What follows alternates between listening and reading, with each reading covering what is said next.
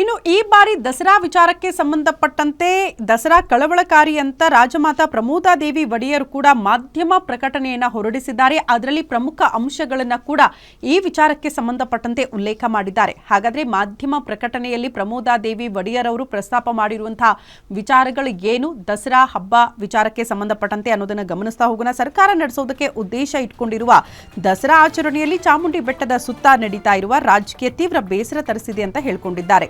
ದಸರಾ ಉದ್ಘಾಟನೆಗೆ ಆಹ್ವಾನಿಸಿದ ಗಣ್ಯರ ಆಯ್ಕೆ ಸಂಘರ್ಷದ ಅಭಿಪ್ರಾಯಕ್ಕೆ ಕಾರಣವಾಗಿದೆ ಅಂತ ಮಾಧ್ಯಮ ಪ್ರಕಟಣೆಯಲ್ಲಿ ಅವರು ಉಲ್ಲೇಖ ಕೂಡ ಮಾಡಿದ್ದಾರೆ. ಚಾಮುಂಡಿ ಬೆಟ್ಟ ಹಿಂದೂಗಳಿಗೆ ಸೇರಿಲ್ಲ ಎನ್ನುವ ಹೇಳಿಕೆಗಳು ಸರಿಯಲ್ಲ. ಚಾಮುಂಡಿ ಬೆಟ್ಟವನ್ನ ಎಂದಿಗೂ ಮುಜರಾಯಿ ಇಲಾಖೆಯ ಅಡಿಯಲ್ಲಿ ತರೋದಿಲ್ಲ ಅಂತ ಹೇಳಿದ್ದಾರೆ. ದಸರಾ ಒಂದು ಸಾಂಸ್ಕೃತಿಕ ಆಚರಣೆ, ವಿಜಯದಶಮಿ, ನವರಾತ್ರಿ ಎಲ್ಲವೂ ನಮ್ಮ ಆಚರಣೆಗಳು. ಈ ಬಗ್ಗೆ ಇರುವ ತಪ್ಪು ಕಲ್ಪನೆಗಳು ಸಂಘರ್ಷ ನಿವಾರಣೆ ಆಗಲಿ ಅಂತ ಪ್ರಮೋದಾದೇವಿ ಆಶಿಸಿದ್ದಾರೆ.